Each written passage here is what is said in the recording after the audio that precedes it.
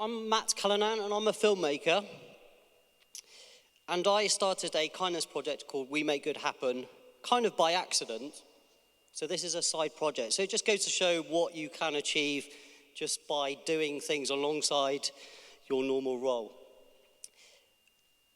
I think there's people here, given where we are, probably had a calling or their purpose via God. I got my purpose and calling through another God, George Clooney. So I was very lucky. I was filming in his massive mansion in just outside Oxfordshire, all about social causes. We were doing a documentary. And at that point, I'd just become a dad. My son, Albie, was 1 year old. And I was contemplating what it's like to be a dad and how I can inspire my son. And I was sitting there thinking my dad would have been really proud of me and where I was, sitting just a few feet away from this Hollywood multi-millionaire. He's a nice bloke as well. Because my dad had got me into filmmaking, and unfortunately he died from cancer at 58. And I was thinking, how can I pass on his legacy? So this was going over in my head, and George was talking about how we all have a duty and a purpose, and we can make a difference. And then while I was in George's house, I met my hero, Bill Murray, who just happened to be in George's house and having a look around. So my day at this point was getting pretty surreal. And on the way home, I was thinking, I'm feeling pretty lucky. So I bought a lottery scratch card for the first time and had to match 3 numbers. And the first 3 numbers that I scratched off were £250,000. And I was in the zone, and I was thinking, I'm actually going to be a quarter of a millionaire. I actually won 20 quid. So initially I was disappointed, but on the drive back home to Cardiff, where I live, I thought perhaps I should do some good with it. And there's this big issue seller in Cardiff from Romania, a guy called Stefan. And occasionally I'd buy him lunch and have a kind of chat with him. And on this one particular day, a few weeks after George's house, I thought I'm going to do something with that winning £20. So I said to Stefan, pack away your magazines, come with me. Went into the supermarket, gave him a basket, told him to fill it up, and I said, the treat's on me. And outside, he gave me this massive, big hug, a big kiss on the cheek, and tapped his heart, and just said, my brother, my brother. And I walked away from that moment thinking, I've connected with this guy. I feel nice and warm. Perhaps I should do some more of this.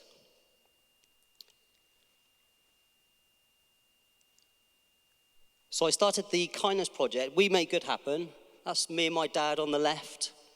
And that's me and my son, Albie. And I thought it'd be a really good kind of personal project to do. I'd just blog about it. I'll do 403 good deeds. There's a Bill Murray connection there to the 403 good deeds. And just see what happens, and I could blog about it, and it'd be a nice thing for my son, potentially, when he grows up, to go, look what my dad forced me to do. And then other people wanted to get involved, and we've done things like help food banks that have been on the verge of closing down. We heard about this woman, Marjorie, who was turning 100, in a care home. Unfortunately, she had no immediate family. So we got in touch with them and said, can we come and put on a birthday party for her? Which we did. It was a really good day. We spent a good couple of hours there. Some people in the home just said it was the best day they've ever had in the care home. We had loads of kids and families and music and dancing and a massive cake that nearly set the care home on fire, which is another thing. And to take it up a level, we also, because she had no family, also adopted her as our nan. So she's now the official We Make Good Happen nan. Then one of the good deeds that I did went viral in the UK, called Tenner for Good, where I decided what would someone do if they found some money in the street?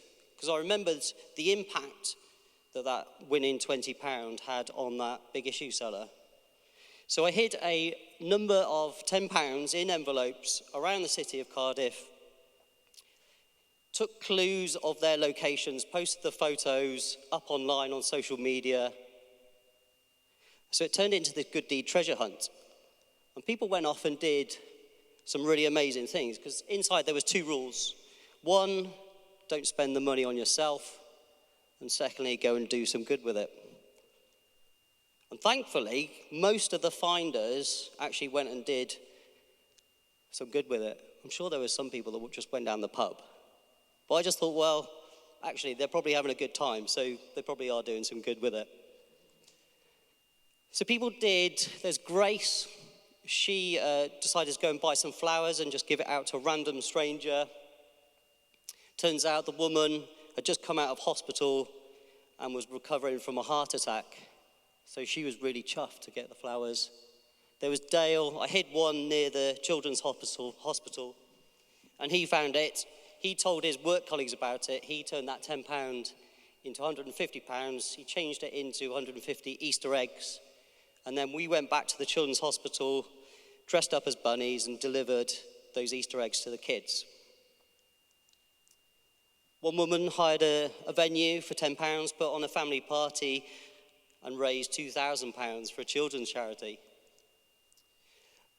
One of my funniest is Guy found it in London, turned it into 10 pences, into change, and at the turnstiles at Euston Station, where you have to pay 30p to go in and use the toilet, he left a pile of coins with a little note saying, "Have a free wee on us." I think the key is trying to get your story out there and to your audience. Luckily, as a filmmaker, when BBC Three heard about the story and wanted to do a short doc about it, I had my camera guy there ready to go, and we shot something. And then after this event, as things were still going viral on Twitter, Amazing Humans put out a little video that did 3 million views. And it's really cool that just to kind of, basically it cost me £300 of just hiding these tenors around, ended up creating this kind of viral idea. Kids, I go into schools and groups like Brownies now and talk about what good you can do with £10 or €10 or $10, because I think there's something in limiting the actual amount that you can spend, because you have to come up with some really creative ideas. These were some brownies who spent some money buying some sweets and some chocolates and also some stationery. And they made these get well cards and thank you cards. And they went and gave the get well cards to random patients in a hospital. And then they brought nurses and doctors to tears by giving them these kind of gratitude and thank you cards and thanking them for their work that they do. My favourite was this guy in Bristol. He didn't find one of the tenors, but we encourage people around the world now, when we do this Tenor for Good event, to just use the currency wherever they are and just think, how can I positively impact someone with this small amount of money? And this guy, Ben, invited a homeless guy into his house, gave him a cup of tea, listened to his story, gave him a couple of Tenor for Goods as he left, and the homeless guy got back in touch a few weeks later and said that he's got his benefits sorted, his job sorted, and a house sorted, all because Ben had given him time and made him feel valued. So yeah, people have ended up copying my templates and doing it in America and Europe. And I was on Russell Howard's Good Deeds TV show, and Russell Howard then put it out to his millions of followers and did it on his TV show. And so I've been hiding €10 doing the same around Dublin yesterday and a few today, and I'll be doing a few tomorrow. So, and as well as Dublin, I think the reason why I kind of do this kind of novel, and it's quite sort of daft idea really of hiding this money around the town, is just to ignite and get people talking, because if you can get people talking on social media and create a discussion, it's a good way in to actually get people to do acts of kindness.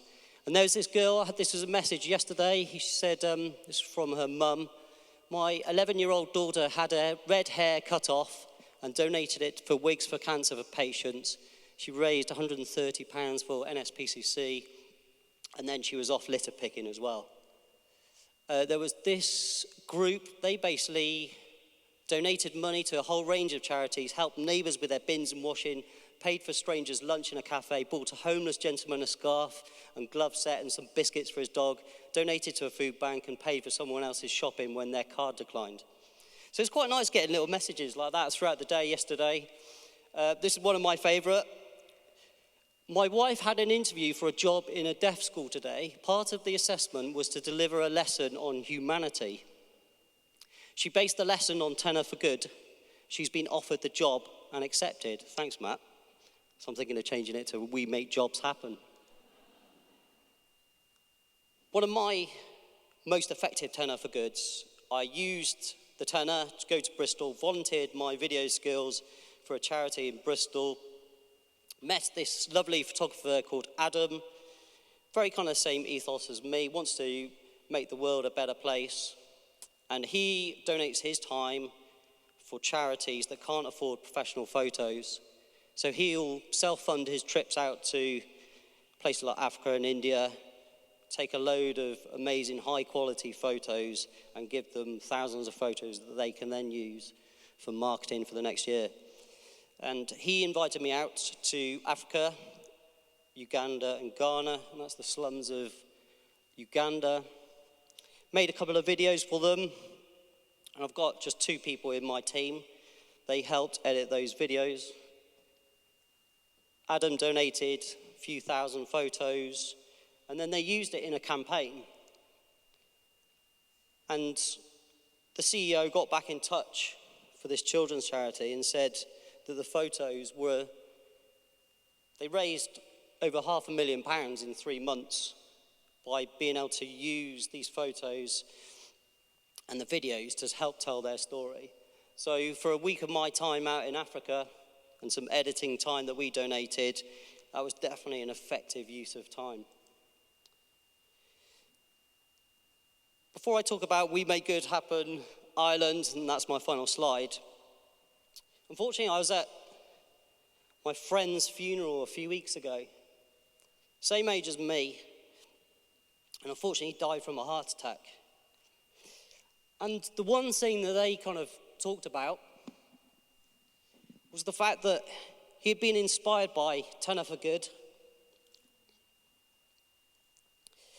And a homeless guy that he would see on his way to work, he started making sandwiches for this homeless guy.